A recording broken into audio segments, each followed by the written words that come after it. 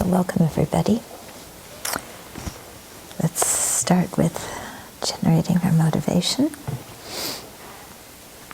And remembering the teachings from last week about impermanence and death. Think of all the people who have died between last Thursday and this Thursday.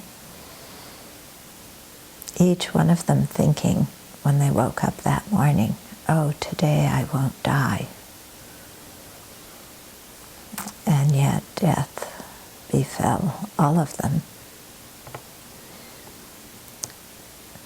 Some people may have been terminally ill, some people in great health. None of the people who died in the Oklahoma tornado expected to die during this past week.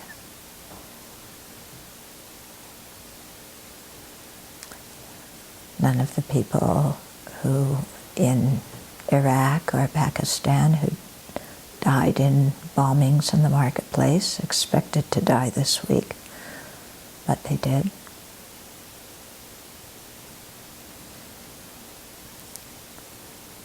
So knowing that death is definite, but never sure about when it's going to happen, then it's important that we not only practice the Dharma, but we practice it now.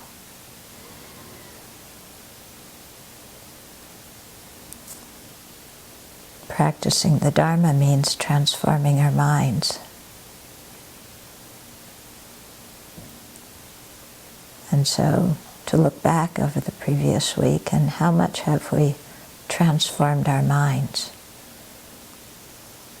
How much, when a negative mental state has arisen, were we able to oppose it?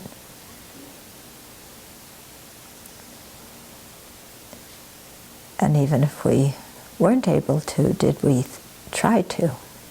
That's the important thing. Did we even try?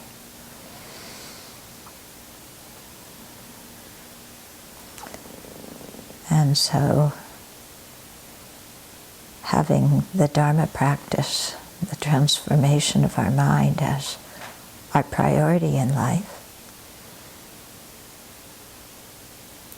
And let's remember the chief way we want to transform our mind is to free ourselves from the self-centered thought and develop the mind that cherishes others. The mind that is willing to put in whatever is necessary to attain full awakening so that we can be of the most effective service to others. So let's generate that motivation, transform our mind into that bodhicitta, and then have that as our motivation for being together this evening.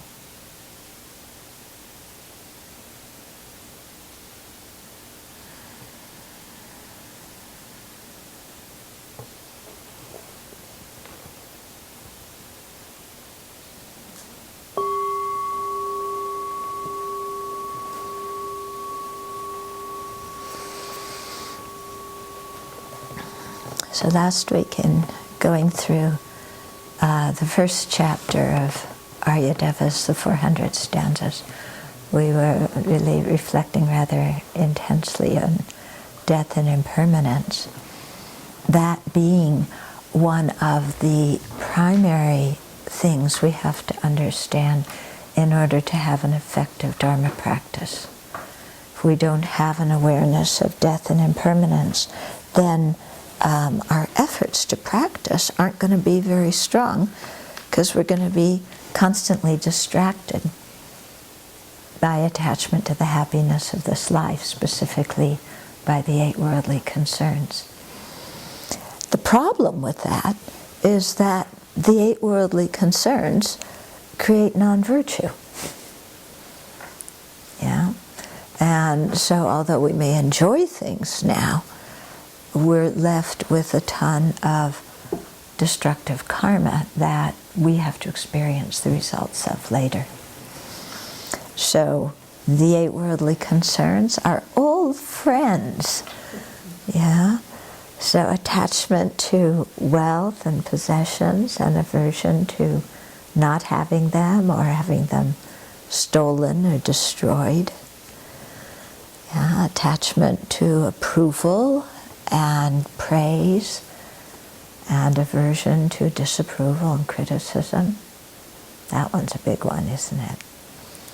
Attachment to having a good reputation, aversion to having a bad one. Yeah. Being delighted when we have and seeking good sense experiences, things, nice things to see and hear, smell, taste, and touch. And having a lot of dislike for unpleasant ones.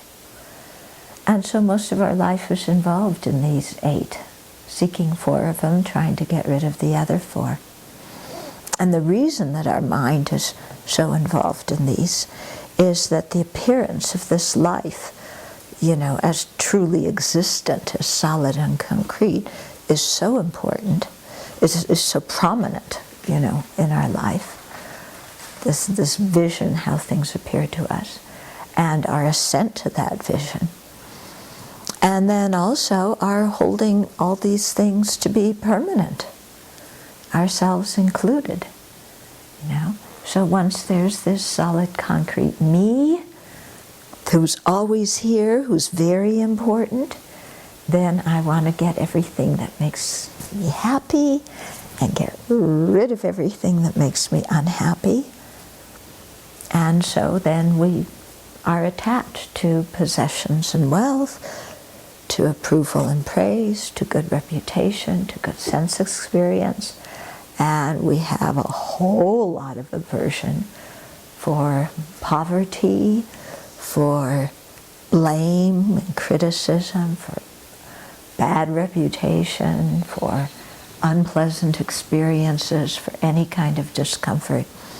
And so we'll do anything we have to do to get the pleasure and avoid the unpleasant stuff. And so in the process of doing that, then we engage in the 10 non-virtues. We harm others physically, we take their stuff, we sleep around, we lie, we create disharmony with our speech, we speak harshly to people, we engage in idle talk, we plan how to get the stuff we want and how to harm others. And then lying behind that are all kinds of wrong views that justify our behavior, because we don't think that our actions have any kind of ethical dimension. So, we wind up, even though we want to be happy, creating the cause for more and more and more suffering. Okay? Whereas when we remember death, then we see that working just for the happiness of this life is not something that really brings long-term benefit, It's having the happiness of this life is fine. Buddha is not saying don't be happy. So having the happiness of this life is perfectly fine. There's nothing virtuous or non-virtuous about being happy, okay? Where we get into trouble is when we're attached to the happiness of this life, and don't like anything unpleasant, and then we have our thoughts and words and deeds are under the influence of that kind of self-centered I want and I don't want, which pushes us to create so much negativity. So that's where the difficulty comes in. Okay? It's interesting that if we abandon the attachment to the happiness of this life, we actually wind up being happier than if we're grasping at the happiness of this life. Yeah. It's quite interesting. And we'll get into that this evening, in the 2nd chapter, about how, when we're really attached to pleasure, then that attachment to pleasure brings up all sorts of fear that actually creates a lot of unhappiness for us. Okay? Whereas if we're not attached, then we enjoy things when they're there, and when they're not there, we're perfectly okay. We're not longing and missing and feeling slighted by life as if the universe isn't treating us fairly, you know. Because all that kind of victim mentality, that feeling of entitlement, all the depression and stuff that comes from, you know, just paying so much attention to our own personal happiness of this life. Okay? So when we can unattach ourselves from that, then there's much more freedom and space now, much more happiness now, and in future lives, because we aren't creating the cause for misery. Okay? So this meditation on impermanence and death is very important because it really helps us focus on what's important, you know, and set priorities. And so often, you know, people get really confused. Should I do this? Should I do that? You know, I find it very helpful to say, you know, if I were to die immediately, which decision would I have wished that I would have made? You know, which decision would have helped me to create better, live in better ethical conduct? Which decision would have, you know, enabled me to have more love and compassion and to create more merit? Yeah. So, you know, if you make your decisions that way, then there's not so much confusion in the mind, because, you know, your criteria for what you're doing is very clear. Yeah. Whereas when we don't remember impermanence and death, then our criteria is what's going to give me the most pleasure. And that gets to be so confusing, because I could do this, but I could do that. And it's that maybe that's going to make me happier than this, but I don't know. So I don't want to do that if I don't know it's going to bring me the most happiness. So maybe I should do this, but then if I do that, it may not bring me most happiness. So maybe I shouldn't do it either. But then if I stay where I am without doing either of them, then I feel really dissatisfied. You know, so the mind, some of you are smiling, I see. So the mind spends all this time just kind of twirling around useless things, you know, whereas we have this human potential to really, you know, transform our whole mind into wisdom and compassion. But we don't use that potential because, you know, we're so busy trying to think of whether Lorna Doones or Oreos are going to bring us more happiness. Or whether, you know, going to the Angels game or the Dodgers game is going to be, you know, bring us more happiness. Or whether dating this person or that person is going to bring us more happiness. You know? I just get so confused. Okay, so let's start with verse 25, the last chapter, the last verse of the first chapter, which is kind of a summary here.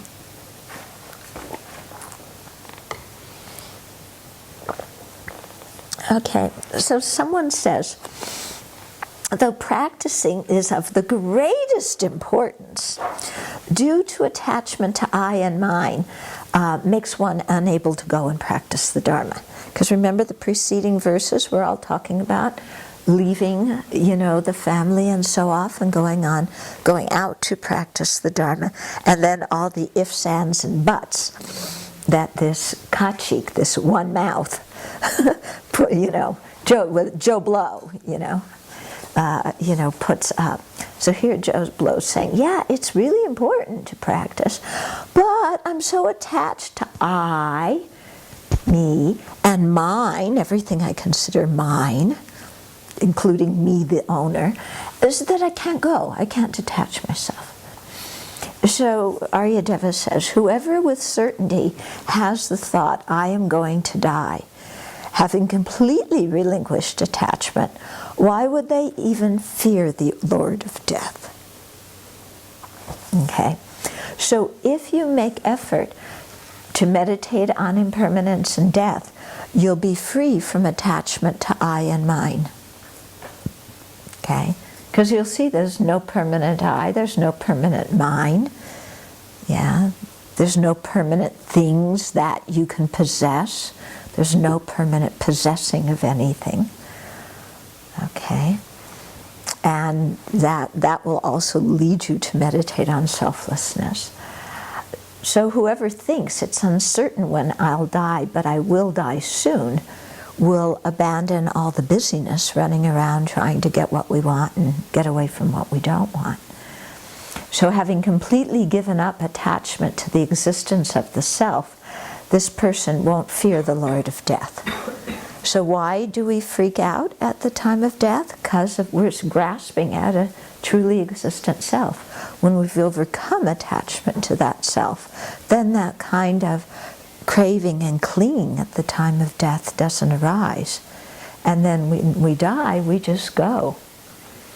Lama Yeshe used to have this give us this beautiful image of a boat in the middle of the ocean and a bird standing on the bow of the boat, and the bird just takes off and it flies. Yeah, and he said, that's the way you want to die. You just take off and you go. The bird, and the bird doesn't leave any trace in the sky. Yeah, so the bird isn't holding on to the bow of the ship saying, I don't want to go. And when it starts to fly, it isn't looking back saying, oh, I miss it so much. The bird just goes. There's none of this attachment to the past and fear of the future. So if we overcome attachment to the self, then this is how we can die. Which I think would be really nice. Okay? So since you'll attain liberation through abandoning the fear, you won't be afraid to part from your dear ones and go off for practice. Okay? So if you can, give up the attachment to the existence of the self, you're not going to fear death when you die. And you're certainly, if you don't fear death, you're certainly not going to fear separating from everything now to go off and practice. Yeah, because the whole point last time we were talking about that we're going to have to separate from everything of this life anyway. So it's better to separate it from it now when we have time to practice the Dharma and when we're voluntarily separating it from it, than to be snatched away at some unexpected time by the Lord of Death and, be going, whoa, what's happening? I'm not ready for this. Okay, so since separation is going to happen now, better to use it and go practice. So the conclusion of the first chapter is we should contemplate repeatedly that we're certain to die, but the time of death is uncertain. And by establishing a sound basis on this, then the more advanced paths will arise without too much effort and difficulty. Because if we have a solid awareness of impermanence and death, our priorities are clear, our dedication to the Dharma is clear, and then, of course, gaining the other realizations comes naturally when Dharma is our priority and we're really dedicated to practicing purely because we aren't attached to things. Okay? And then Gyaltsabje said, since the path to generate insight is blocked until an awareness of death and impermanence has arisen in the mind, continually meditate on coarse and subtle impermanence. That's very powerful, okay? The path to insight, the path to generate insight is blocked until we have a deep understanding of coarse and subtle impermanence. Yeah? But how many people don't want to meditate on coarse and subtle impermanence, but want to go off and develop, serenity and insight? Yeah? And here he says quite clearly, that path is blocked. Yeah, you're not going to be successful in your spiritual aspirations to generate serenity and insight if you don't have an awareness, a deep awareness of coarse and subtle impermanence. Yeah? So, to me, that's a very strong statement about what I need to focus on, and the importance of building a solid foundation before building the walls and the roof. Yeah. So coarse impermanence is death and how things break, the obvious impermanence that we see with our eyes. And subtle impermanence is the fact that things are momentarily disintegrating, never remaining the same in the next moment. That's much more difficult to see. So remembering death puts things in perspective so that we don't get so emotionally involved with the things of this life. And when we aren't so emotionally involved, and here emotionally involved means with attachment and aversion and fear and clinging. It doesn't mean emotionally involved with love and compassion. It means the negative emotionally involved. When we aren't so emotionally involved with this life in that way, then we won't waste so much time on trying to get our objects of attachment and separate from everything that bugs us. And as a result of that, we won't create so much destructive karma. Okay? So, this is why, this is the first chapter of the book, and why impermanence and death is so early on in the Lam Rim. So the summarizing stanza, Aryadeva says, that which cuts craving for reward and honor, the best spur to practice with effort in seclusion, the excellent secret of all the scriptures, is initially to remember death. Okay, so it cuts the craving for reward and honor. We would like some reward and honor, wouldn't we? We would be nice. Also some love, some appreciation, some recognition for how hard we work and everything we do. Yeah, some acknowledgement of our wonderful qualities and how magnanimous we are and how much we, are like bodhisattvas and just work selflessly for the benefit of others when it's convenient. We wouldn't mind some reward and honor, and they could give us some offerings too. That wouldn't hurt, and some presents and things like that.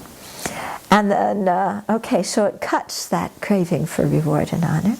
The best spur to practice with effort in seclusion. So seclusion many times is used to refer to go to the forest or go to an isolated place, okay? But Lama Zopa continually emphasizes it doesn't really mean physical seclusion, it means seclusion from the 8 worldly concerns. Because you can go off and live in a cave and spend your time thinking, oh, all the people in the city know I'm in the cave. They know how renounced I am. I hope they'll bring some offerings up on Saturday and give them to me. And then when I finish my retreat and I come down, they'll all go, wow, you must be so realized now.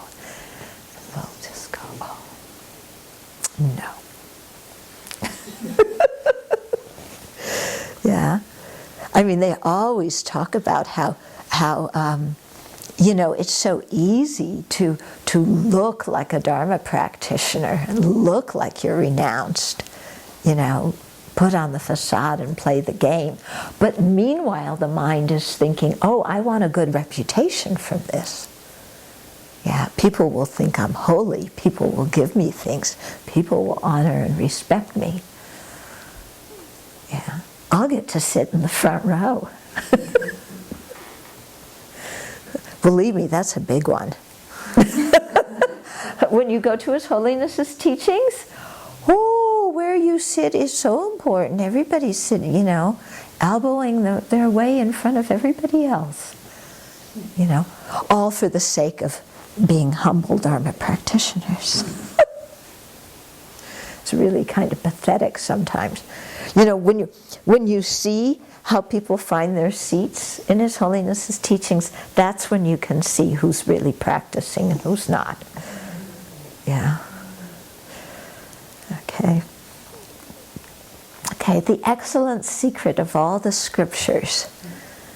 So for our mind that wants to practice what's secret, because what's secret is tantalizing, isn't it? So what's secret is to initially remember death. Maybe it's secret because our deluded mind never thinks of it. Okay, so let's go on to chapter 2, verse 26. So the chapter 1 was about countering the distortion that sees what is impermanent as permanent. And chapter 2 counters the distortion of seeing what is by nature dukkha, or unsatisfactory, as pleasurable. Okay, so verse 26 says, although the body is seen like a foe, nevertheless it should be protected. By long sustaining a disciplined one, great merit is created. Okay, so our body, our polluted body, and here polluted means under the influence of ignorance, afflictions, and karma. Okay, so our polluted body is a source of dukkha, unsatisfactoriness, because it's damaged by internal causes such as illness and external causes such as, things falling on you and car crashes and drones and bees and everything else, okay? So in that sense, the body is like a foe because it makes us miserable. So, but nevertheless, we should properly protect the body from deterioration. Why? Because a precious human body is the basis upon which we can practice in this life. And by sustaining an ethically disciplined body for a long period of time, then we're going to have the opportunity to create a lot of merit and generate wisdom and bodhicitta and so on. Okay? So even though the body is a foe in the sense that by nature it is unsatisfactory and brings us outright pain and suffering, still it's the foundation upon which we can practice in this life. So we need to keep it healthy, keep it clean, and so on. Okay? So this dispels the doubt that thinks, well, maybe if I were a real Dharma practitioner, I just wouldn't care about my body at all. Whatever happens, happens. I don't care about my health at all. And that is not a very good attitude, okay? So we want to care about our health, but not with attachment and not with self-indulgence, but with an appreciation that we have to keep this body, even though it's by nature dukkha, healthy so that we can practice, so that we can be free from this body. Okay? So that's quite important to understand. Otherwise, sometimes people go on this trip of, I'm doing some extreme ascetic something to, punish my body, or I don't care what happens, So, so that's one extreme. And then the other extreme is, oh, my little finger, it hurts. Call the emergency room. Call the ambulance. I've got to go to the ER. My little finger hurts so terribly. So that's the other extreme.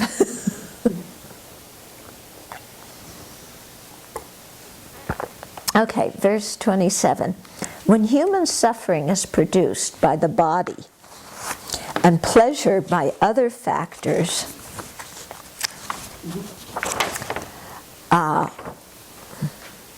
and pleasure by other factors. Why? Okay, let me read this properly. When human suffering is produced by the body and pleasure is produced by other factors, okay, why are you devoted to this hull, a container of suffering? So Mr. Joe Blow says, well, if the body's to be protected, like you just said, then we should pamper it.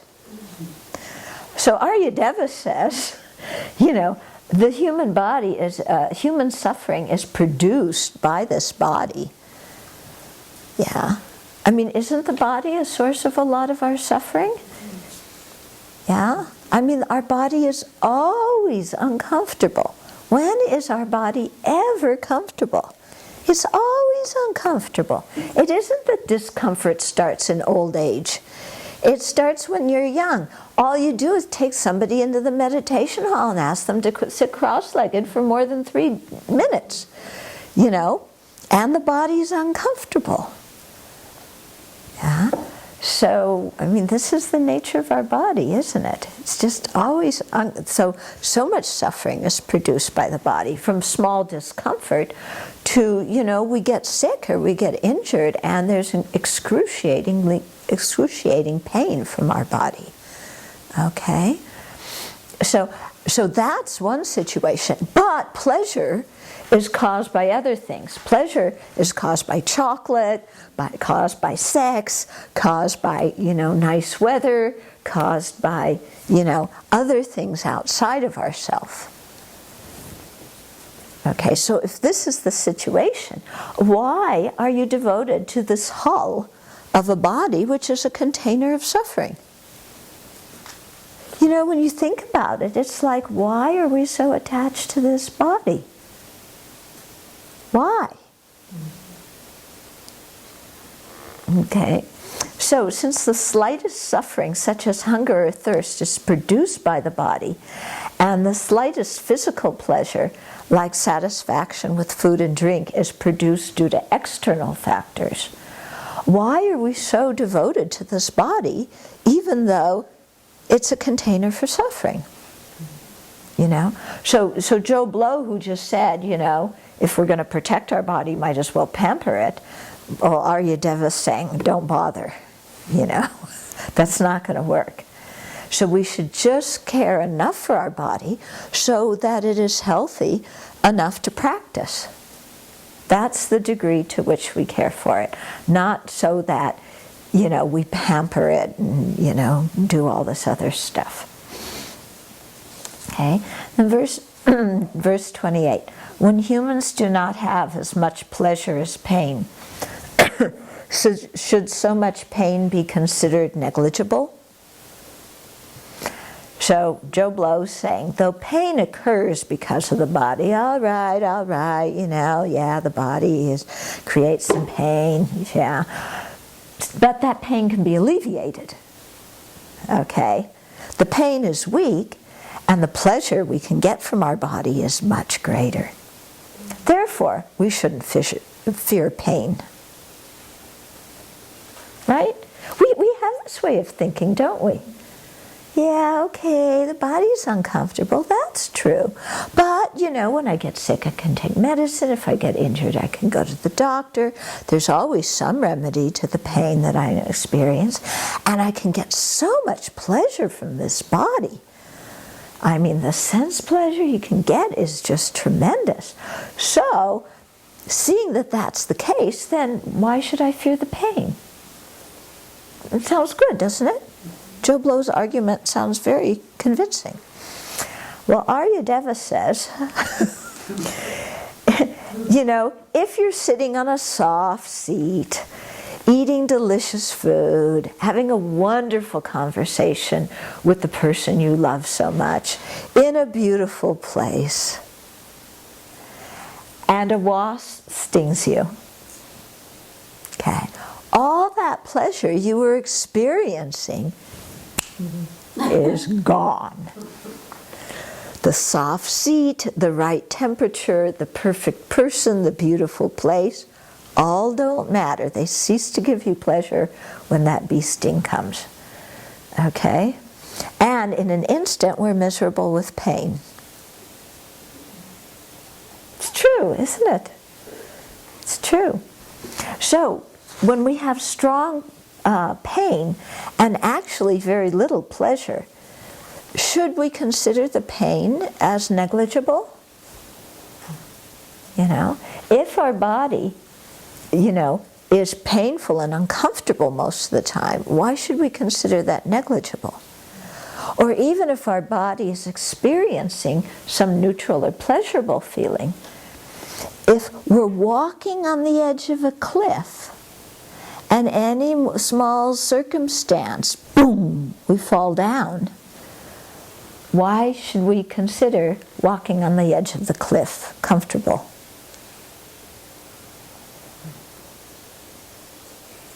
And we're basically walking on the edge of the cliff day by day, aren't we? Mm-hmm. You know? We don't know when we wake up in the morning what's going to happen in that day. I mean, think of all the people who were injured today. Think of all the people who got very, you know, strong illnesses today. We're always on the edge of that cliff. And any small thing makes the body uncomfortable. And even the things that we like can make us miserable too and cause us pain. Yeah? Like our dishes, you know, you want a dish so you can eat, but when you drop it and it shatters into pieces and you step on a piece of it, it hurts. Okay? So all these things that, you know, I mean, you think about the tornado, and people built those houses. You know, I mean, we all build shelters to protect our body. And yet, how many people were killed in the buildings? Yeah? So those very buildings that were constructed to protect us become the source of pain.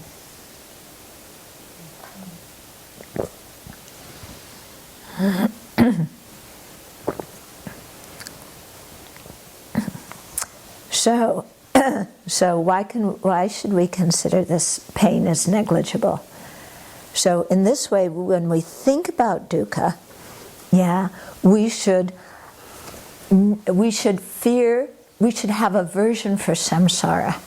So we aren't thinking about potential suffering and then getting afraid and full of panic and dread and, hi, my body, it's, you know, this little thing is so sensitive to suffering, I've got to protect it, otherwise, you know, I'm terrified. You know, because you get people who are so hypochondriacal, you know, that always fearing for their body. That's not what Aryadeva is saying to us to do. He's saying, seeing that the body is like this, want to get out of samsara where you don't have to repeatedly take this kind of body under the influence of afflictions and karma. Yeah. Because pampering the body and trying to protect it from all pain it's futile. We can never do that. You know, we can protect it somewhat, but we can't protect it from all pain because its nature is to feel painful and uncomfortable. Yeah. So if we don't like having a body with that nature, then we should seek liberation, in which we won't be craving and clinging for that kind of body, and so we won't take another body in that way. Okay, verse 29. Ordinary people are bent on pleasure. Those who have pleasure are hard to find. Thus, it is as if transitory beings are pursued by suffering. So ordinary beings seek pleasure, and yet it's hard to find those whose suffering body is comfortable. For in the pursuit of pleasure, they create the cause of suffering. Okay, so it's hard to find, although everybody wants pleasure, it's hard to find anybody who has a comfortable body. Why? Well, one reason is, that our body by nature is uncomfortable because it's under the influence of afflictions and karma, and we've created this kind of negative karma in previous lives that's going to ripen as painful feelings now. And in the process of it, we're creating more negative karma that's going to ripen in more future pain. Okay? So taking this body is a result of, pollution, ignorance and polluted karma. And it's also the source through which we generate more ignorance and afflictions and polluted karma. Because in our effort to give pleasure to this body and protect it from pain, then we do all sorts of disturbing actions, negative actions. Okay? So though common beings are impermanent and change momentarily, and we keep fleeing from suffering, suffering pursues us like a shadow and is hard to abandon. It's true, isn't it? Okay, so ordinary people are bent on pleasure, but those who have pleasure are hard to find. Yeah? It's as if transitory beings are pursued by suffering. Mm-hmm. Then, verse 30, suffering is found at will, but what pleasure is there at will? Why do you value the rare but do not fear the plentiful? So suffering is found at will. I think it means suffering is found easily. Yeah.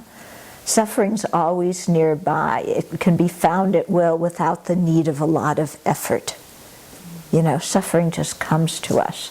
We don't have to exert a lot of energy to have it. We have to exert a tremendous amount of energy to have happiness and comfort and pleasure. But to suffer, you don't have to do much. All you do is sit there, and eventually you'll be hungry and thirsty and uncomfortable. Yeah? No effort required to have suffering. But pleasure isn't found easily. We actually have to exert a lot of energy to have pleasure. I mean, look at it. We have to build a house to protect the body, yet as I was just saying, the structure can become the cause of our suffering. We have to do so many things to get money, to get food, and yet all those actions that we do are often very uncomfortable and not so pleasurable. And then the food that, we have to get that we think is going to make us happy sometimes makes us sick. Yeah, so this kind of thing is always coming. Okay, so pleasure isn't easily found. So it's rare for this body, as rare as coolness in the sun's heat. to have pleasure. So why do ordinary beings value pleasure, which is rare, but do not fear suffering, which is abundant? Okay, and so when we look, it requires so much effort to have pleasure, and it doesn't come all the time. And yet pain, which requires no effort to have and is readily available, we have no fear of, because our mind is still somehow thinking, but, I'm going to be able to align my duckies so that I only have pleasure. Yeah, somehow, really, it's not that bad. And, with medicine, I'll be able to heal my illness, and somebody will be able to heal my injury, and there's so many fun, exciting things to do that can bring me pleasure, and so actually it's not that bad, Yeah, I mean, we really think that this body, which is a source of discomfort, is our source of pleasure. And especially in our society, everything is geared towards painting this body as the ultimate source of all-time pleasure. Isn't it?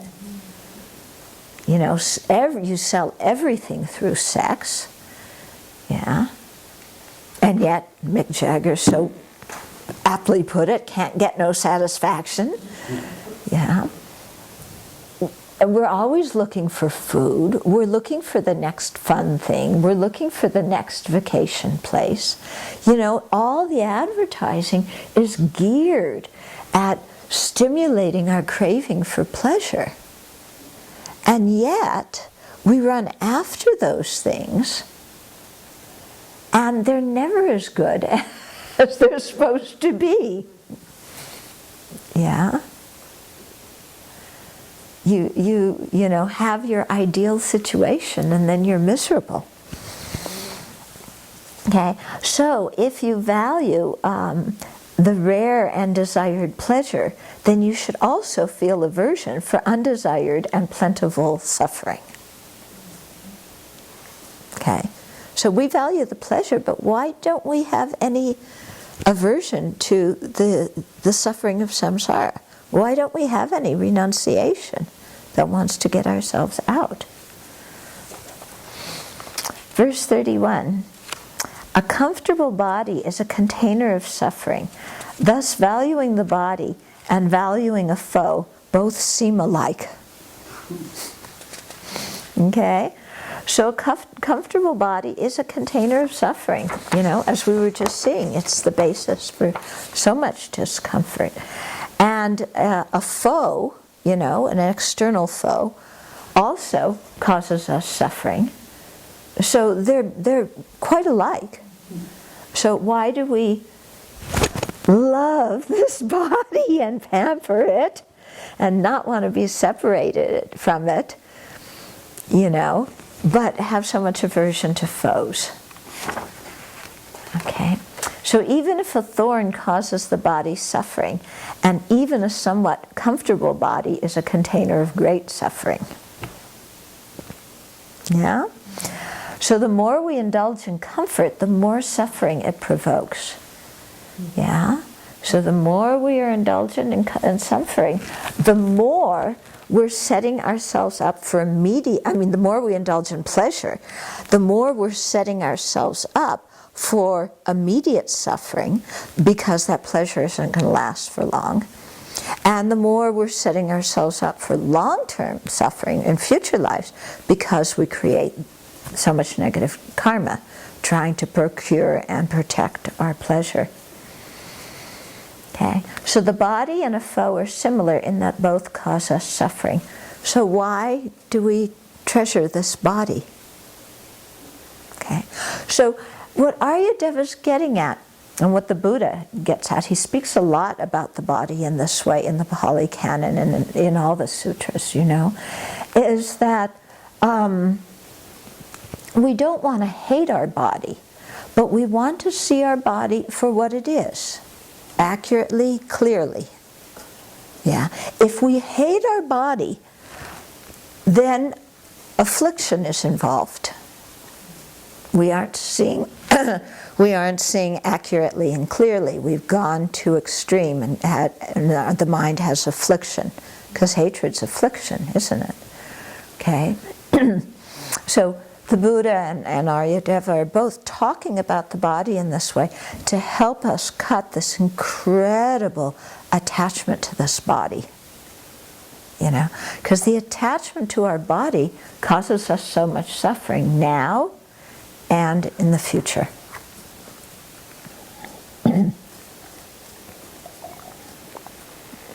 And we can see, you know, how our body causes us suffering now, because we're terrified of the slightest little discomfort, aren't we?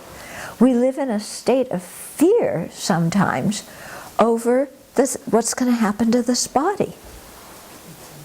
You know, is my body going to be comfortable? What's going to happen if I get sick? What's going to happen when I'm old? What's going to happen if I get hurt? You know? And that fear, even though nothing has happened, is a state of suffering, isn't it? Yeah, fear, worry, anxiety are states of suffering. And they're all brought on by attachment to this body. Mm-hmm. So you can see how that clinging attachment to the body makes us miserable right here and now, you know, and then we create the karma that causes lower rebirths and so on. Verse 32, the body, however long one spends, will not in itself become pleasurable. To say its nature can be overruled by other factors is improper. Okay, so however long we spend, whatever we do, we're not going to be able to make the nature of the body anything beyond dukkha, anything beyond unsatisfactory, because it's a product of afflictions and karma. It's produced by afflictions, it's karma, it's under the control of afflictions and karma. There's no way that this body has come into existence due to that. And, you know, we can do all the backflips that we want, you know, but we're not going to change the nature of that body that's been born in this way. Okay?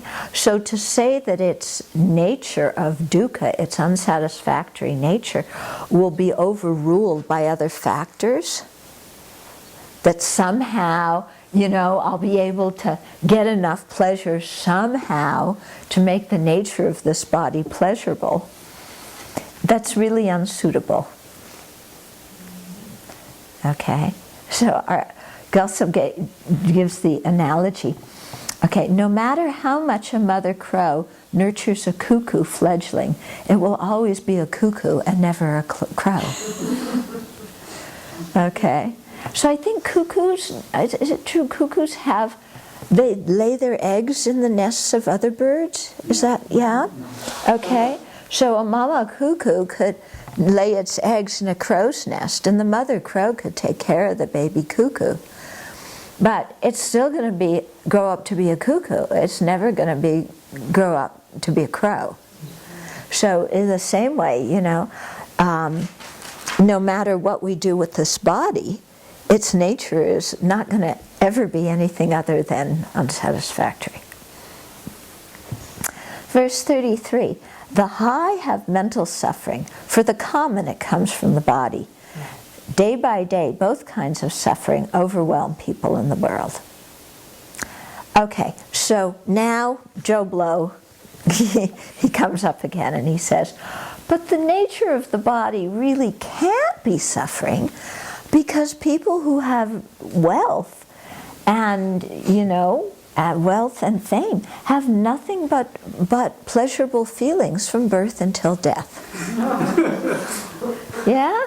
So if you're wealthy, if, you know, your mother or father works on Wall Street, if, you know, you're born into a higher social class in America, you know, with you know, because the gap between the rich and poor is growing, so you have your huge estate with your 15 rooms and your swimming pool and your theater and everything else, you're going to experience happiness from birth until death.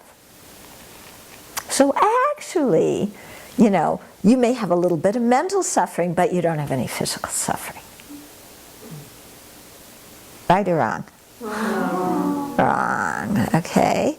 Yeah, because you can see that just common injuries, common discomfort, it happens to people of all social classes, yeah, of whatever educational class, you know, however much money you have or whatever.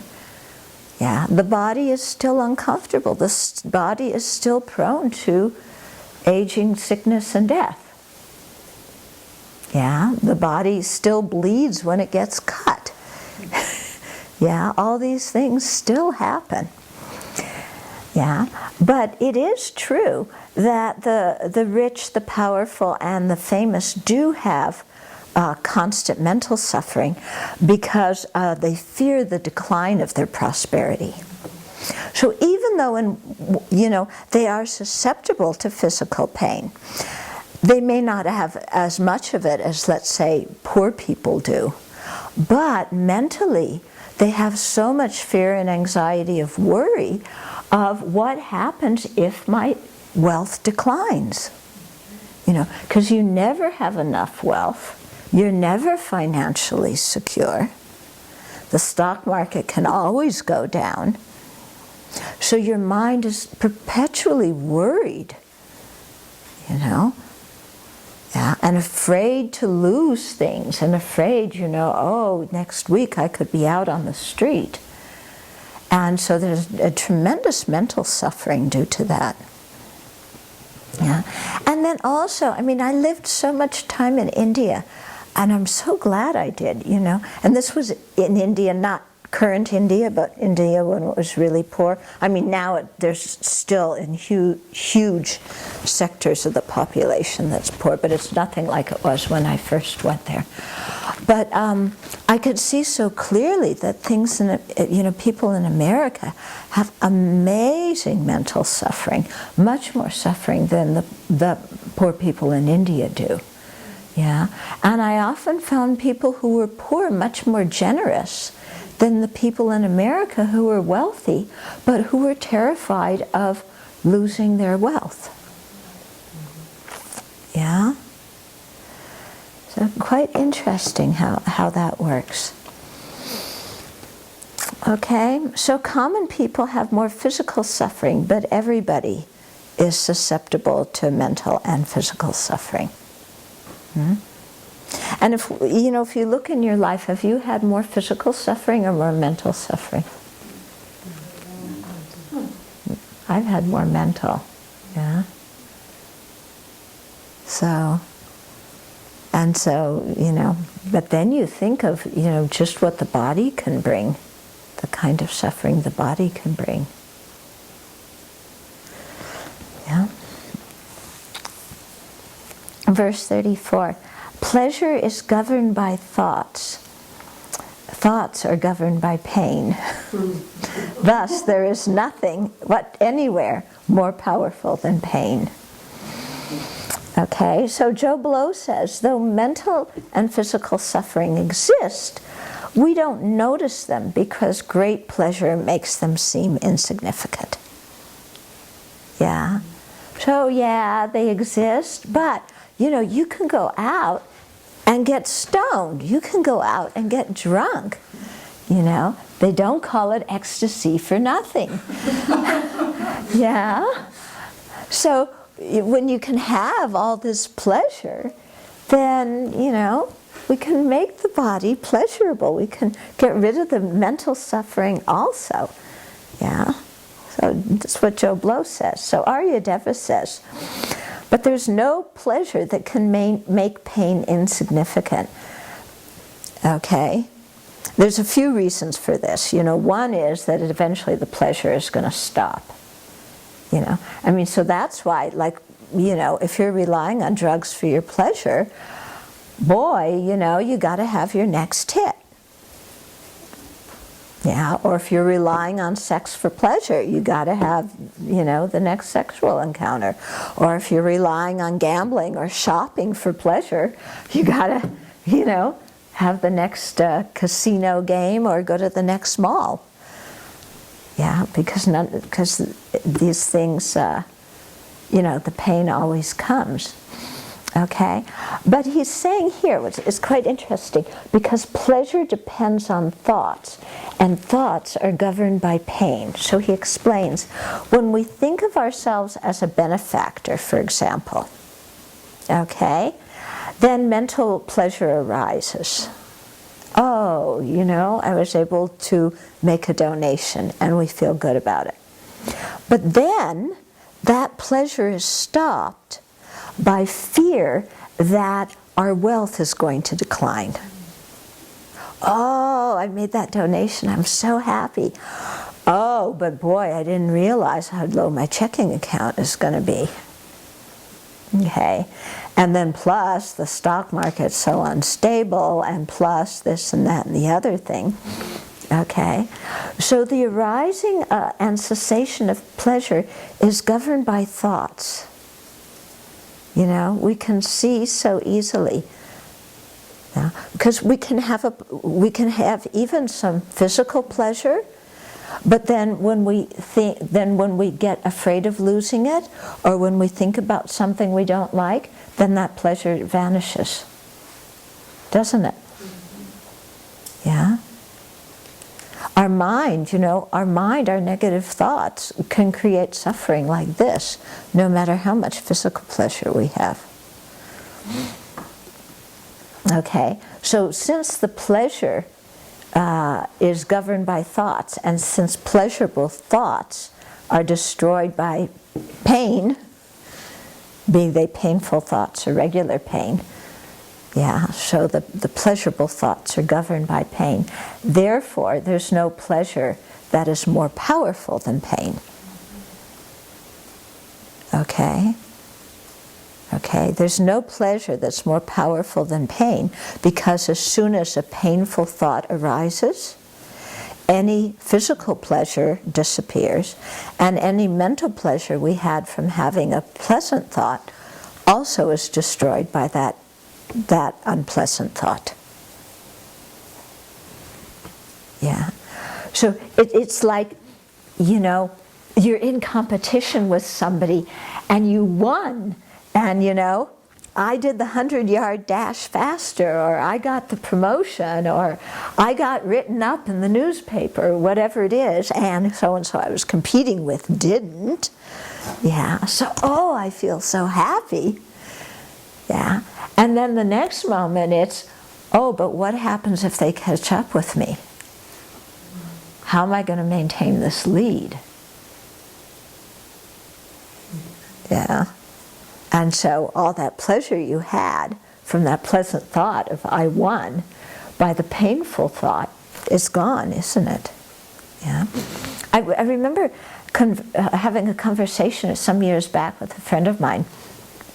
I was in graduate school, and she told me that she did, her project or her exams or whatever it is, and she scored first place, and she was so delighted with it. But then very soon afterwards, she had so much anxiety and panic because she thought, how am I going to do that on the next exam? Yeah, how can I score first place in the next one? Yeah. So instantly that, that goes. Okay. So we finish verse 34. We'll stop here. I think that gives us something to think about this week.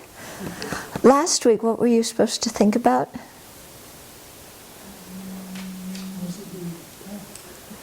I thought a lot about death. Yeah? Yeah.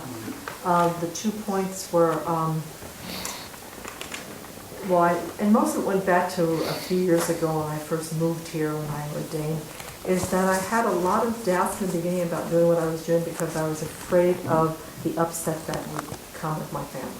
Mm-hmm. That was one of the points in here, is that there was this torment, this grief that I was going to cause my family by separating from them in my relationship. And the other one was thinking about the whole idea about choosing to separate and practice rather than letting death do the separating for you. Yeah. There's something really empowering about the choosing of doing that difficult separation now rather than having it at a time where you are totally out of control of what you're saying, what your body's doing. Mm-hmm. So that was kind of in retrospect on how I ended up making the decisions I did, but seeing that it was easier then than not doing it then, and then finding out the time of death I'd have to separate in a much bigger, more painful way. Right. So that came home a lot more clearly after looking over the verses. Yeah. I worried about what my family, what hardship and what disturbances I would cause in their minds by my coming here. Yeah. Yeah, the fear of disturbances and harm to our family if we renounce. And yet, what you said, how empowering you feel by seeing clearly that it's better to choose to make that separation now for the sake of the Dharma than to have it happen by the Lord of Death, by dying and so on. Yep. Okay, so this week really, focus on specifically the body and on feelings, both of them, and see how they are in the nature of dukkha, being unsatisfactory, and how pain, when, as long as the body and mind are under the influence of ignorance, afflictions, and karma, pain is going to be more prominent than pleasure. And there's no way around it. And so if that's the situation, then shouldn't we generate renunciation of samsara and renunciation of dukkha and the causes of dukkha? Okay, so focus on that this week.